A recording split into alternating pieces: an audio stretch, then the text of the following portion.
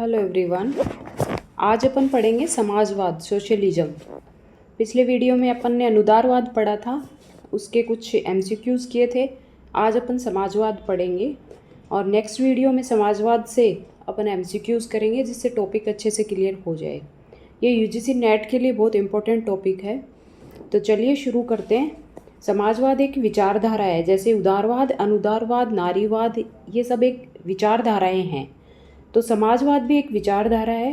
कुछ लोगों के विचार हैं कि समाज ऐसा होना चाहिए, राज्य ऐसा होना चाहिए और नागरिकों के लिए राज्य के द्वारा ये किया जाना चाहिए। और राज्य इम्पोर्टेंट है या व्यक्ति इम्पोर्टेंट है? तो जैसे उदारवाद में व्यक्ति इम्पोर्टेंट है, वैसे समाजवाद में समाजवाद को महत्वपूर्ण बताया है व्यक्ति से। समाजवादी मानते हैं कि व्यक्ति समाज का हिस्सा है। समाजवाद का उदय हुआ औद्योगिक क्रांति और पूंजीवाद की जो विसंगतियां हैं, उनकी प्रतिक्रिया के रूप में इसका उदय हुआ है। यानी जब औद्योगिक क्रांति हुई, जैसे पूंजीपति हैं, उद्योगपति हैं, वो श्रमिकों के प्रति अत्याचार करने लगे, पूंजी का एक जगह केंद्रीकरण होने लगा, बाकी जनता अभाव की ज़िंदगी जीने लगी, तब उनके खिलाफ ये समाजवाद की विचारधारा आई। जब पूंजीपति वर्ग अत्यधिक समृद्ध होता गया और श्रमिक वर्ग शोषण का शिकार होता गया, तब समाजवाद ने यह प्रश्न उठाया कि क्या उत्पादन के साधनों पे केवल कुछ व्यक्तियों का ही अधिकार होना चाहिए, या क्या समाज में धन और जो संसाधन हैं उनका न्यायपूर्ण वितरण नहीं होना चाहिए, या ऐसे ही चलता रहेगा। इन्हीं प्रश्नों से समाजवाद की विचारधारा का जन्म हुआ। यानी औद्योगिक जो क्रांति हुई और पूंजीपतियों के विरुद्ध, पूंजीपतियों ने जब अत्याचार कर दिए, तब उनके विरुद्ध ये समाजवाद की विचारधारा आई। मीनिंग ऑफ सोशलिज्म, समाजवाद का अर्थ क्या है, मतलब क्या है? समाजवाद एक ऐसी विचारधारा है जो उत्पादन, वितरण और विनिमय के जो प्रमुख साधन हैं उस पे समाज या राज्य के नियंत्रण की पक्षधर है। यानी पहले जो इससे पहले समाजवाद आया, तब क्या था कि उद्योगों पे और पूंजीपति हैं, पूंजी पे सिर्फ उनका नियंत्रण था। लेकिन जब समाजवादी विचारधारा आई, तो उन्होंने बोला कि जो उत्पादन है, जो उत्पादन हो रहा है, जो श्रमिक उत्पादन कर रहे हैं उन पे, और जो वितरण किया जा रहा है, जैसे श्रमिक हैं वो अपनी श्रम से उत्पादन करते थे और फिर जब वितरण किया जाता था तो उद्योगपतियों को वो अधिकतर चला जाता था पैसा, और श्रमिकों को बहुत कम मिलता था उनकी मेहनत की अपेक्षा। और विनिमय के जो प्रमुख साधन हैं उन पर समाज या राज्य के नियंत्रण के पक्षधर है ये विचारधारा। इसका उद्देश्य आर्थिक विषमताओं को समाप्त करना और समाज में समान अवसर उपलब्ध कराना है। यानी समाजवाद का मेन उद्देश्य है जो आर्थिक बहुत ज़्यादा विषमताएं हैं उनको समाप्त करना और समाज में हर चीज़ के लिए समान अवसर सबको उपलब्ध करवाना। समाजवाद का मूल मंत्र क्या है, यानी समाजवाद का उद्देश्य क्या है, मूल उसकी विचारधारा क्या है, वो क्या चाहते हैं? प्रत्येक से उसकी क्षमता के अनुसार कार्य लो, समाजवादी कहते हैं, जैसे मार्क्स ने बोला है। यानी जितनी जिसकी क्षमता है, जो कर सकता है, उतना उससे श्रम लो, कार्य लो, और प्रत्येक को उसकी आवश्यकता कितनी है उसके अनुसार दो। जैसे एक परिवार में 10 मेंबर हैं और एक में 3 है, तो 3 वाले को कम आवश्यकता है तो उसको उतना ही दो, 3 जितना, और 10 वाले को 10 जितना दो। इसका कहने का मतलब ये है। समाजवाद व्यक्ति की अपेक्षा समाज को अधिक महत्व देता है। इनके अनुसार मनुष्य अकेला नहीं बल्कि सामाजिक प्राणी है, इसलिए समाज के सामूहिक हित को प्राथमिकता दी जानी चाहिए।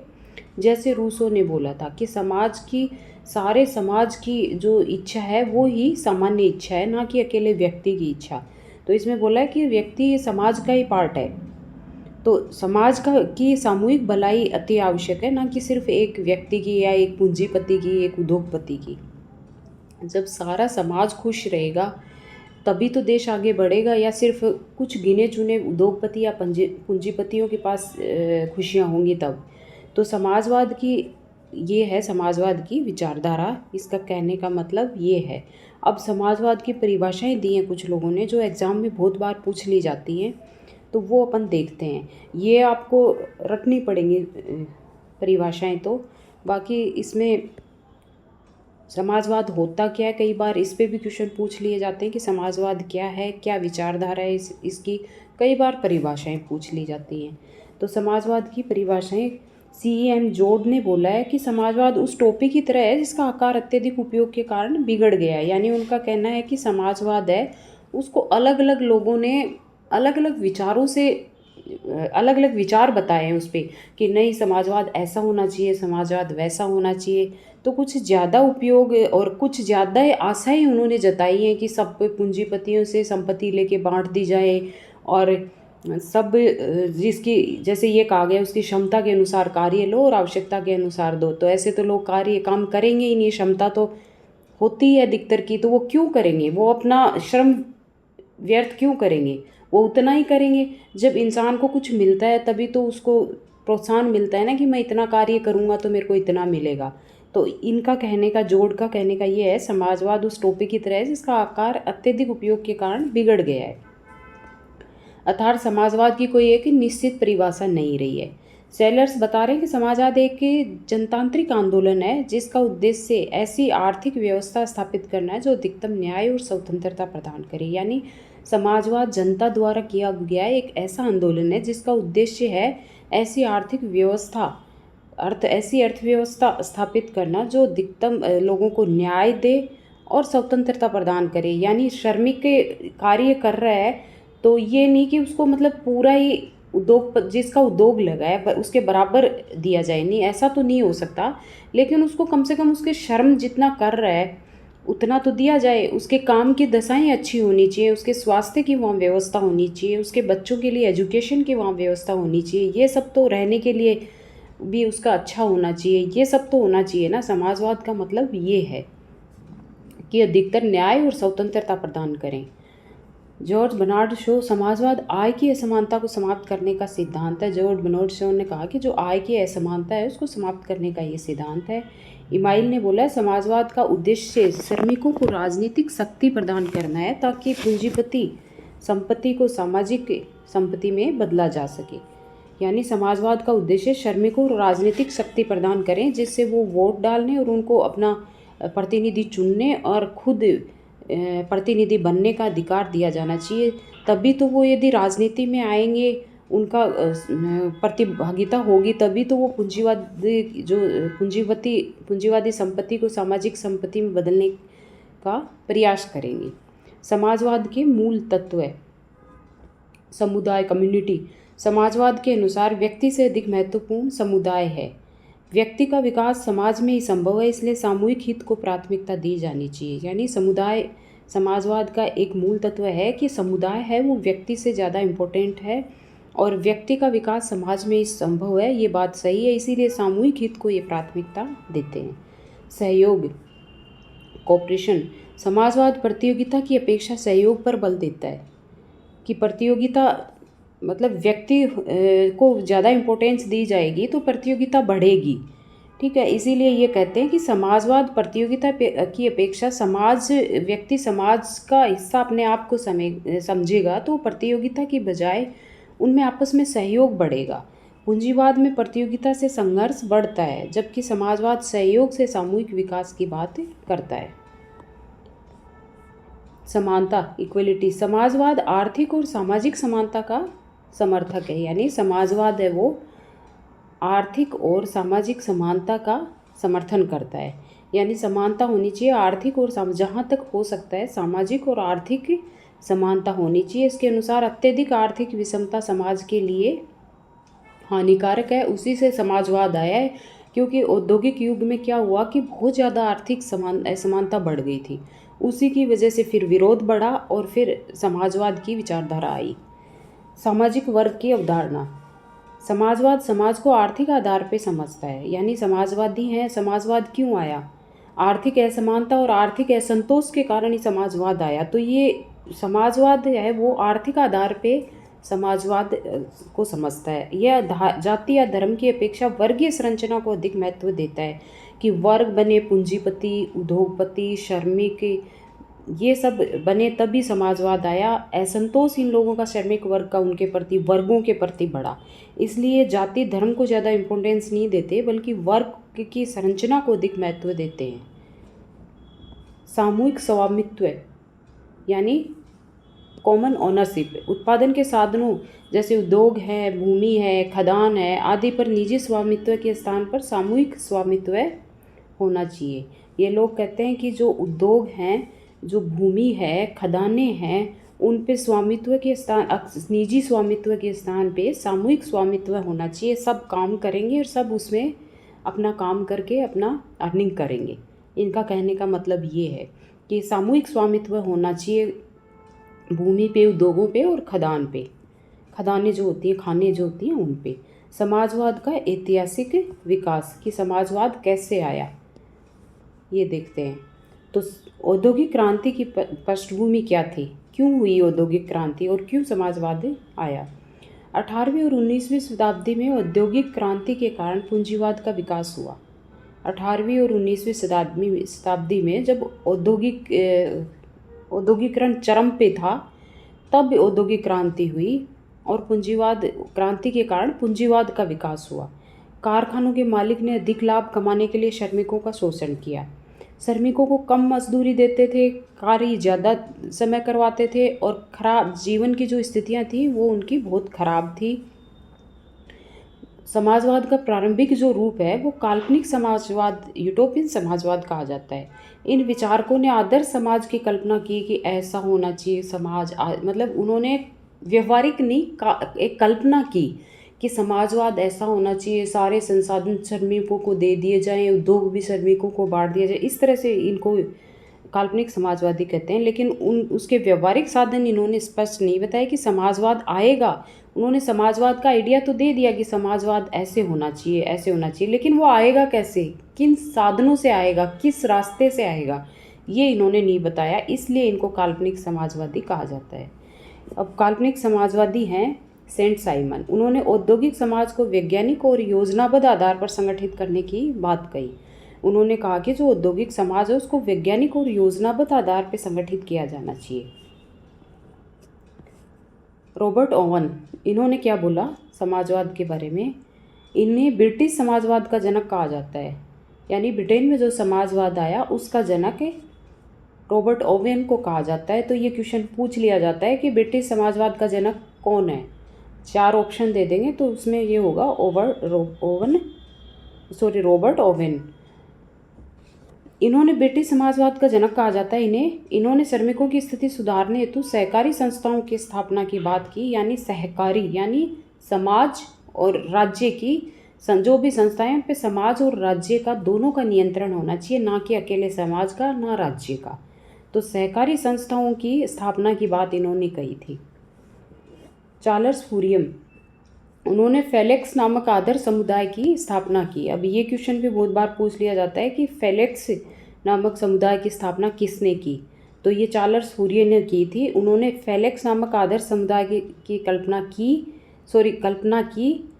स्थापना नहीं, उन्होंने कल्पना की थी, जहाँ सहयोग और सामूहिक जीवन, जहाँ सहयोग हो आपस में और सामूहिक जीवन होगा, जिससे सारे लोग खुश होंगे। समाज व्यक्ति समाज का हिस्सा होगा, वो अपना स्वार्थ नहीं देखेगा, वो समाज का भला देखेगा, पूरे समाज को लेके चलेगा, ये इनका कहना था। समाजवाद का वैज्ञानिक आधार, यानी समाजवाद के पीछे वैज्ञानिक आधार क्या है। फ्रांसीसी क्रांति के बाद आर्थिक समाजवाद का विकास हुआ। ठीक है, फ्रांस की जो क्रांति हुई उसके बाद आर्थिक समाजवाद का विकास हुआ। बेवेफ और फिलिप्पो माइकल जैसे विचारकों ने आर्थिक विषमता की आलोचना की कि इतनी आर्थिक विषमता क्यों है। ये बेवेफ और फिलिप्पो माइकल जैसे विचारकों ने इसकी आलोचना की और ये फ्रांसीसी क्रांति के बाद ये विचार आया समाजवाद का वैज्ञानिक आधार। क्रांति अथवा कर्मिक परिवर्तन, ये लोग मानते हैं कि समाजवाद है वो क्रांति और कर्मिक परिवर्तन से आना चाहिए। कौन मानते हैं, यानी क्रांति जो काल्पनिक जो समाजवादी हैं या समाजवादी हैं वो मानते हैं कि समाजवाद है वो कर्मिक परिवर्तन धीरे धीरे आना चाहिए।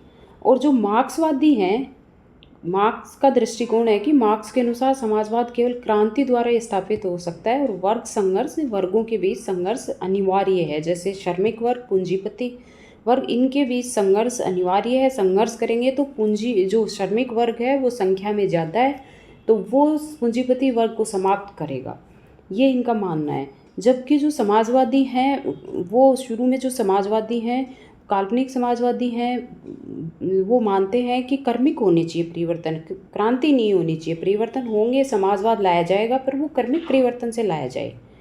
फर्डिनेंड लासाले इन्होंने लोकतांत्रिक और संवैधानिक साधनों द्वारा समाजवाद की कल्पना का समर्थन किया है। तो ये पूछ लिया जाता है कि लोकतांत्रिक और संवैधानिक साधनों द्वारा समाजवाद की स्थापना का समर्थन किसने किया है? तो ये फर्डिनेंड लासाले ने किया है। समूहवाद, कलेक्टिविज्म। समूहवाद समाजवादी विचारधारा का ऐसा रूप है जिसमें सामूहिक हित को सर्वोपरि माना जाता है। यानी जो सामूहिक हित है, ना कि एक अकेले व्यक्ति का हित, बल्कि मनुष्य का जो समाज का जो सामूहिक हित है उसको ज़्यादा इम्पोर्टेंस दी जाती है, ना कि व्यक्ति को। तो ये समूहवाद में तो ऑब्वियसली यही आएगा कि समूह के हित को सर्वोपरि रखा जाता है। विलियम मॉरिस ने पूंजीवाद को मानव स्वतंत्रता का शत्रु बताया है। तो ये भी पूछा जाता है कि पूंजीवाद को मानव स्वतंत्रता का शत्रु किसने माना है? तो विलियम मॉरिस ने। इसमें कथन भी पूछ लिए जाते हैं कि ये कथन किसने कहा। ठीक है, फेबियन कोई बुक पूछ ली जाती है या फिर समाजवाद के बारे में बाकी कुछ और क्वेश्चन पूछ लिए जाते हैं। फेबियन समाजवाद यह ब्रिटेन में विकसित हुआ लोकतांत्रिक समाजवाद का रूप था। फेबियन समाजवाद है वो ब्रिटेन में विकसित हुआ था, लोकतांत्रिक समाजवाद का ये रूप था। तो कई बार पूछ लिया जाता है कि लोकतांत्रिक समाजवाद ब्रिटेन में कौन सा समाजवाद था? फेबियन समाजवाद। ये पूछ लिया जाता है कि वहाँ पे किस तरह का समाजवाद था? तो वहाँ पे लोकतांत्रिक समाजवाद था। इसके प्रमुख विचारक हैं सिडनी वेब, बर्नार्ड शॉ और GDH कोल। तो ये भी पूछा जाता है कि लोकतांत्रिक समाजवाद के समर्थक कौन है? तो सिडनी वेब है, बर्नार्ड शॉ है और GDH कोल है। इनके अनुसार समाजवाद क्रांति से नहीं बल्कि कर्मिक और शांतिपूर्ण सुधारों से स्थापित होना चाहिए। तो जो काल्पनिक समाजवादी बताते हैं वो, और जो लोकतांत्रिक समाजवादी बताते हैं वो, सबका मानना ये है कि परिवर्तन कर्मिक होना चाहिए, ना कि क्रांति। क्रांति के पक्ष में सिर्फ मार्क्स और मार्क्सवादी हैं। इनके अनुसार समाजवाद क्रांति से नहीं बल्कि कर्मिक और शांतिपूर्ण सुधारों से स्थापित होना चाहिए। तो इनके बीच डिफरेंस पूछ लिया जाता है। कई बार ये पूछा जाता है कि क्रांति के द्वारा समाजवाद लाने के पक्षधर कौन है? फेबियन समाजवाद की विशेषताएं क्या हैं? ब्रिटेन में विकसित हुआ था और ये समर्थक हैं। और इसमें इसकी विशेषताएं क्या हैं? लोकतांत्रिक मार्ग में विश्वास करते हैं ये लोग, कर्मिक सुधारों का समर्थन करते हैं कि सुधार कर्मिक होने चाहिए, समाजवाद लाया जाए वो कर्मिक लाना चाहिए। धीरे धीरे परिवर्तन, जो पहले की जो व्यवस्था है पूंजीवाद है उसमें धीरे धीरे चेंज करके और सुधार लाया जाना चाहिए। राज्य नियंत्रण की स्वीकृति दी है कि जो संसाधन है उन पर राज्य का और समाज का दोनों का नियंत्रण होना चाहिए। सामाजिक न्याय पर इन्होंने बल दिया है कि सामाजिक न्याय पे ज़्यादा जोर दिया जाना चाहिए। संशोधनवाद, एडवर्ड बर्नस्टीन है इसके समर्थक। बर्नस्टीन ने मार्क्सवाद में संशोधन प्रस्तुत किया है। उनके अनुसार समाजवाद शांतिपूर्ण तरीके से स्थापित हो सकता है, वर्ग संघर्ष अनिवार्य नहीं है, लोकतंत्र और संवैधानिक व्यवस्था महत्वपूर्ण है। इन्होंने जैसे फेबियनवादियों ने लोकतंत्र आवश्यक बताया, इसी तरह इन्होंने भी, एडवर्ड बर्नस्टीन ने भी लोकतंत्र और संवैधानिक व्यवस्था को ज़्यादा महत्व दिया है। अब लोकतांत्रिक समाजवाद और साम्यवाद में क्या अंतर है? साम्यवाद मार्क्स वाला है और समाजवाद ब्रिटेन वाला लोकतांत्रिक समाजवाद। तो लोकतांत्रिक समाजवाद है उसमें साधनों में विश्वास है कि धीरे धीरे साधनों के द्वारा और वो लाया जाना चाहिए परिवर्तन। और ये क्रांति में विश्वास करते हैं कि क्रांति के द्वारा परिवर्तन आएगा, समाजवाद आएगा। मिश्रित अर्थव्यवस्था का समर्थन करते हैं ये लोग। समाज और राज्य की दोनों की मिश्रित अर्थव्यवस्था होनी चाहिए, जो आज हर देश में यही है। और ये पूर्ण राज्य का नियंत्रण चाहते हैं साम्यवादी।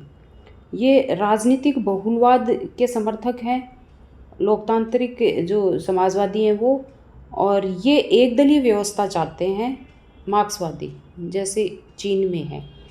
व्यक्तिगत स्वतंत्रता को स्वीकृति देते हैं, ये स्वतंत्रता को स्वीकृति देते हैं, ये इनमें डिफरेंस है। अब श्रम संघवाद, ये फ्रांसीसी श्रमिक आंदोलन से संबंधित है। फ्रांस में जो श्रमिक आंदोलन हुआ था उससे संबंधित है ये। इसके प्रमुख नेता हैं जॉर्ज सोरेल। इनके अनुसार ट्रेड यूनियन समाज परिवर्तन का मुख्य साधन है। इन्होंने ट्रेड यूनियन को समाज के परिवर्तन का मुख्य साधन माना था कि मजदूरों का जो संघ है उसके द्वारा ही समाजवाद आएगा, परिवर्तन आएगा। ये श्रम संघवादियों का मानना है और इसके प्रमुख नेता थे, श्रम संघवाद के प्रमुख नेता जॉर्ज सोरेल थे। ये क्वेश्चन बहुत बार पूछ लिया जाता है तो ये ध्यान रखना। गिल्ड समाजवाद इंग्लैंड में विकसित हुआ ये, और औद्योगिक लोकतंत्र की समर्थक थी ये विचारधारा। प्रमुख विचारक कौन है? GDH कोल। तो श्रम संघवाद के विचारक हैं जॉर्ज सोरेल और गिल्ड समाजवाद के समर्थक हैं GDH कोल। गिल्ड तो कोल, ये ध्यान रखना। इसका एक आप कीवर्ड पकड़ लो, पूरा याद नहीं होता है तो उससे ये पता चल जाएगा कि हाँ, ये जैसे ही नाम आएगा तो पता चल जाएगा कि ये उसके समर्थक हैं। या इस जैसे ये दे देंगे कि गिल्ड समाजवाद के समर्थक कौन है, कोल बता देंगे, सोरेन बता देंगे, दो और बता देंगे। तो ये चीज़ ध्यान रखना आप लोग।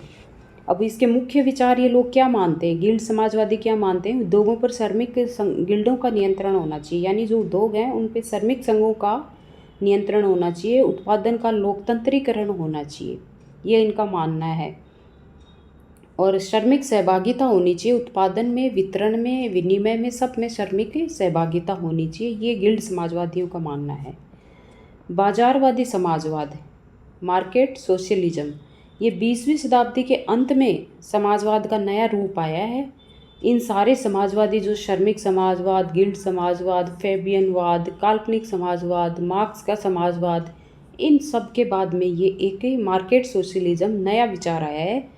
20वीं शताब्दी के अंत में समाजवाद का नया रूप सामने आया है। सोवियत संघ के पतन, और जब सोवियत संघ का पतन हो गया था वहाँ समाजवादी व्यवस्था समाप्त हो गई थी उस समय। उसके बाद और चीन ने जो आर्थिक सुधार किए हैं उसके बाद ये विचार विकसित हुआ कि बाजार और समाजवाद को मिलाकर भी व्यवस्था बनाई जा सकती है। तो कई बार ये पूछ लिया जाता है कि बाजार समाजवाद किससे प्रभावित है और ये कब आया? तो ये 20वीं शताब्दी में आया, सोवियत संघ के पतन के बाद आया और चीन के आर्थिक सुधारों से प्रभावित होकर ये आया।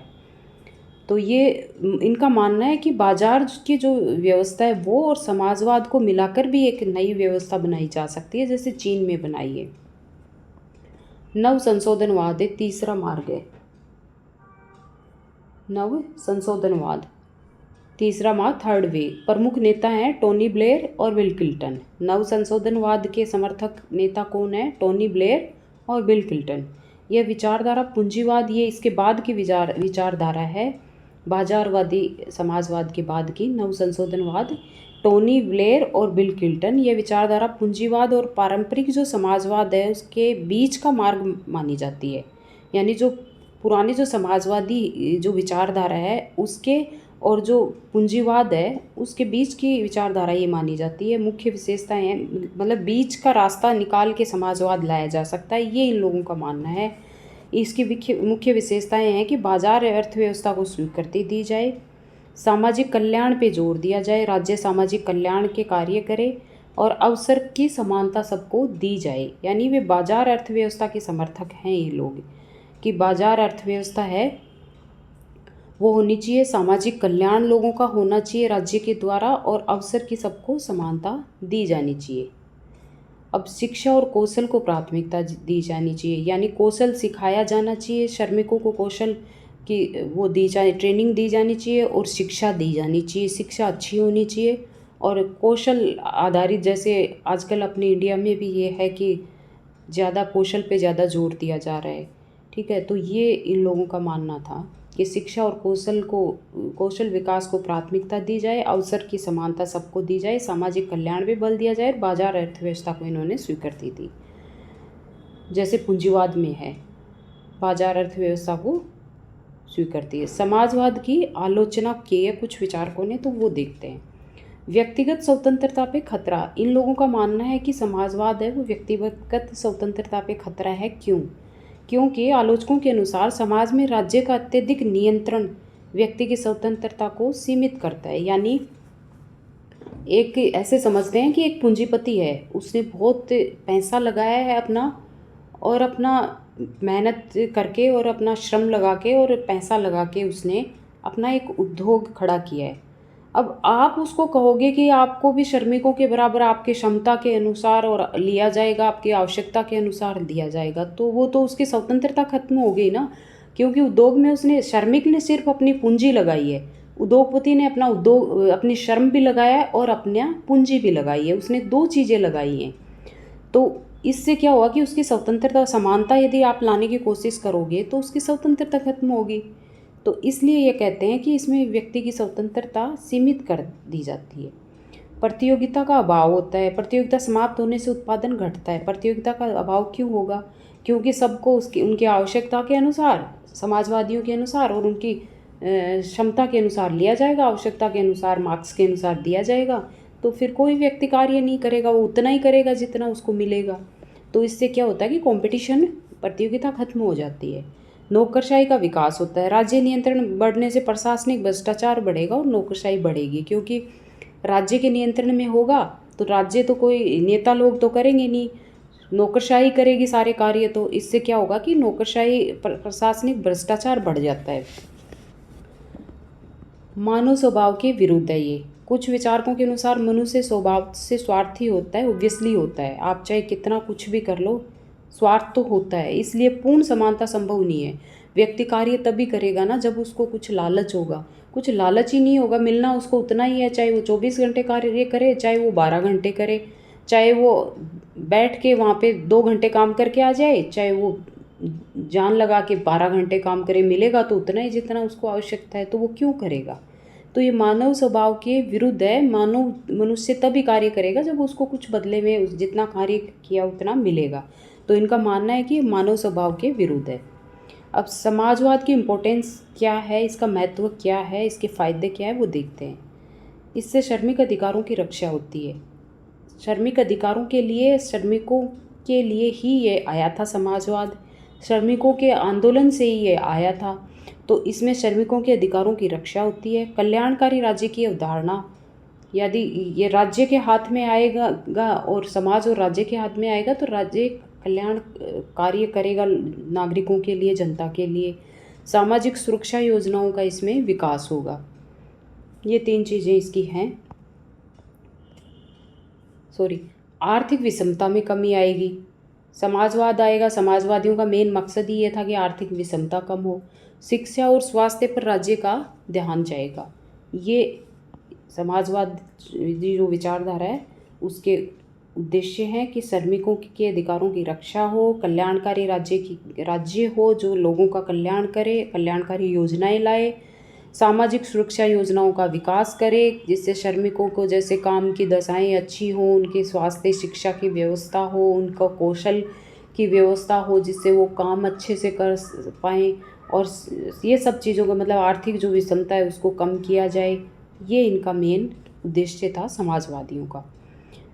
अब निष्कर्ष देखते हैं इसका कि आखिर निष्कर्ष क्या है। अपन ने इतना पढ़ा समाजवाद के बारे में, तो थोड़ा सा एक इसका निष्कर्ष भी देख लेते हैं कि क्या है, समाजवाद से क्या होगा और इसका मेन मकसद क्या है समाजवादियों का। समाजवाद आधुनिक राजनीतिक चिंतन की अत्यंत प्रभावशाली विचारधारा है। यानी आधुनिक युग में ये आई थी। समाजवाद औद्योगिक क्रांति के बाद आई थी, पूंजीपतियों से परेशान होकर आई थी। यद्यपि विचार व्यवहार में इसके अनेक रूप देखने को मिलते हैं, जैसे लोकतांत्रिक समाजवाद। टाइम पे अनेक विचार, समाजवाद में भी अनेक विचार आए, जैसे लोकतांत्रिक समाजवाद, फैबियन समाजवाद, गिल्ड समाजवाद, बाजारवादी समाजवाद। फिर भी इसका मूल उद्देश्य है वो सामाजिक न्याय और आर्थिक समानता ही रहा है। यानी इतनी सारी विचारधाराएं समाजवाद में भी आई, लेकिन सबका उद्देश्य क्या था? साधन अलग अलग बताए, तरीके अलग अलग बताए समाजवाद लाने के, लेकिन इनका सबका मेन उद्देश्य यही था कि सामाजिक न्याय मिले और आर्थिक समानता लाने की कोशिश की जाए। आज विश्व के अधिकांश लोकतांत्रिक देशों में शुद्ध पूंजीवाद या शुद्ध समाजवाद नहीं है, कहीं भी किसी भी देश में, बल्कि मिश्रित कुछ देशों में है भी, लेकिन बहुत कम में है। अधिकतर देशों में ये है कि मिश्रित अर्थव्यवस्था ही देखने को मिलेगी। इससे स्पष्ट होता है, जैसे हमारे नेहरू जी ने समाजवाद की बात की थी, लाने की कोशिश की थी, उन्होंने भी कई प्रयास किए थे। इससे स्पष्ट होता है कि वहीं से हमारे यहाँ पे भी समाजवाद शुरू हुआ था। इससे स्पष्ट होता है कि समाजवाद ने आधुनिक राजनीति और अर्थव्यवस्था को गहराई से प्रभावित किया। यानी समाजवाद ने आधुनिक जो राजनीति है और जो अर्थव्यवस्था है उसको बहुत ही गहराई से प्रभावित किया। जैसे हमारी आज़ादी के बाद में नेहरू जी प्रधानमंत्री बने और उन्होंने ये समाजवाद को अपनाने की कोशिश की। उन्होंने कई कार्य किए, इस तरह से समाजवाद कल्याणकारी योजनाएं लाई, जैसे हमारे पंचवर्षीय योजना भी उसके बाद आई थी। तो ये सब हमारे यहाँ पे भी है, हमारे यहाँ पे भी मिश्रित अर्थव्यवस्था है और समाजवादी जो विचारधारा है वो कुछ पूर्ण रूप से तो लागू नहीं है, पर हर देश में इसके लिए कोशिश की जा रही है। तो ये था समाजवाद टॉपिक। आई होप आप लोगों को अच्छे से समझ में आ गया होगा। अब अगले वीडियो में अपन इससे MCQs करेंगे जिससे और अच्छे से क्लियर हो जाए। अब इसमें जो समाजवाद के बारे में जो आपके जो क्वेश्चन आएंगे वो तो शायद गलत नहीं होंगे, समझ में आ गया होगा। बाकी जो ये परिभाषाएं हैं और जो कथन है कि किसने क्या बोला, ये आप लोगों को रट्टे मारने पड़ेंगे। तो यदि आप लोगों को पसंद आया, समझ में आया, तो please like share and subscribe ज़रूर करिएगा। अगले वीडियो में अपन MCQs करेंगे। Thank you.